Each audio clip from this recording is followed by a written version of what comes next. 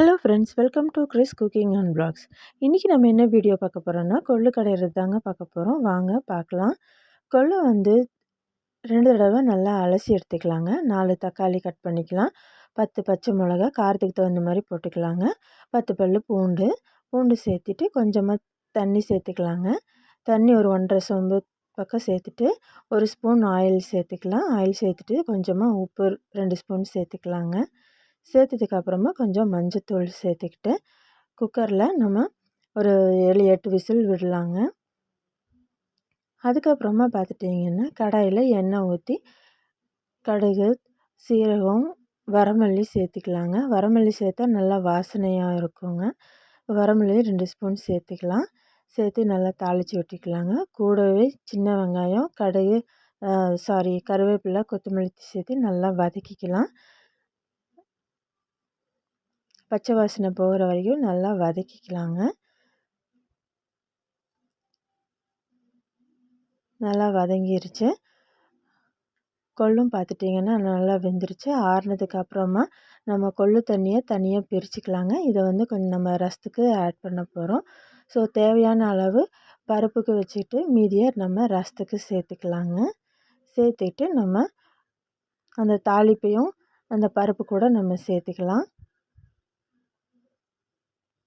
நம்ம வெங்காயம் தாளிச்சு இல்லைங்களா, அதையே நம்ம பருப்பு கூட சேர்த்து நல்லா மத்தில் வச்சு கடைஞ்சிக்கலாங்க.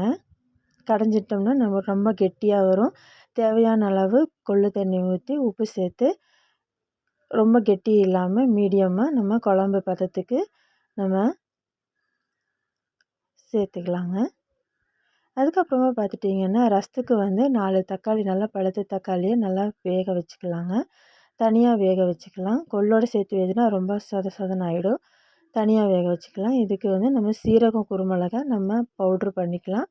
பவுட்ரு பண்ணதுக்கப்புறமா பூண்டு சேர்த்து மிக்ஸி ஜாரில் ஒரு சுற்று விட்டுக்கலாங்க. இப்போ தக்காளி நல்லா வெந்துருச்சு. கூடவே தேவையான அளவு புளி சேர்த்துக்கலாம். புளி வந்து தக்காளி சூட்டுலேயே நம்ம வச்சிடலாங்க. கொஞ்சமாக தண்ணி விட்டுக்கலாம். தக்காளி சூடு ஆறுறதுக்குள்ளே புளியும் அதில் நல்லா மசிஞ்சு வந்துடும்.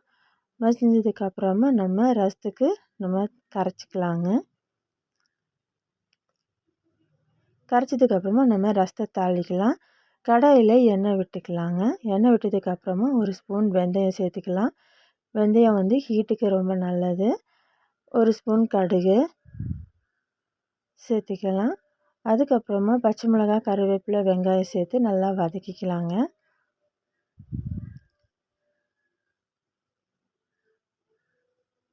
நல்லா வெங்காயம் வதங்கினதுக்கு அப்புறமா நம்ம சீரகம், குருமிளகு வந்து அரைச்சி வச்சுருக்கோம்ல, சீரகம், குருமிளகு, பூண்டு வந்து இதில் சேர்த்துக்கலாம். சேர்த்து அதையும் நம்ம எண்ணெயிலேயே வதக்கிக்கலாங்க.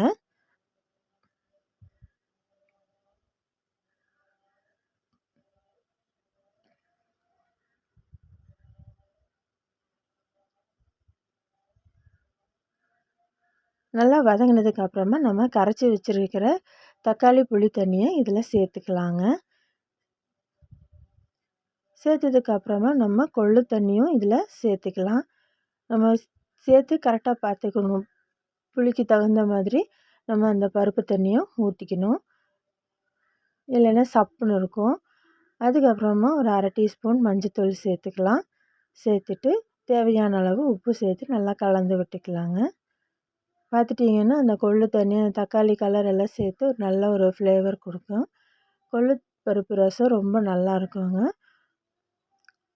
வாரத்தில் ஒரு தடவை 1 டைம் சேர்த்துக்கலாம். கூடவே நம்ம ரசப்பொடி சேர்த்துக்கலாங்க. தேவைன்னா சேர்த்துக்கலாம், இல்லைன்னா விட்டுடலாம். நான் ரசப்பொடி கொஞ்சம் சேர்த்துருக்கேன்.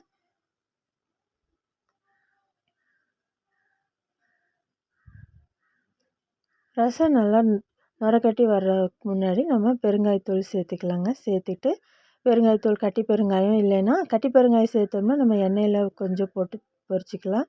இல்லைன்னா சீரகம், குருமிளகு அரைச்சிக்கலாம். அதுக்கப்புறமா கொத்தமல்லி தழையும் சேர்த்துக்கலாங்க.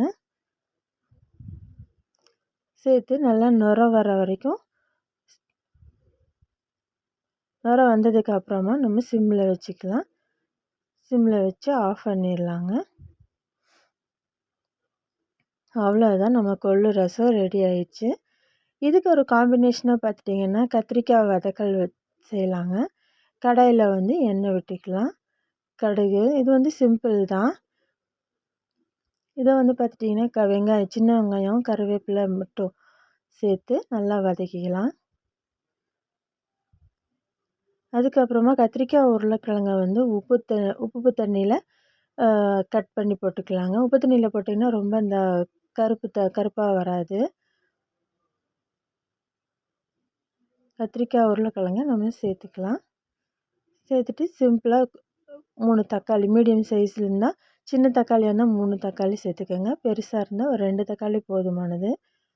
அதுக்கப்புறமா உப்பு, 1 ஸ்பூன் மஞ்சத்தூள், காரத்துக்கு தகுந்த மாதிரி மிளகாய்த்தூள், அவ்வளோதாங்க. இதை வந்து நல்லா பரட்டி விட்டுக்கலாம்.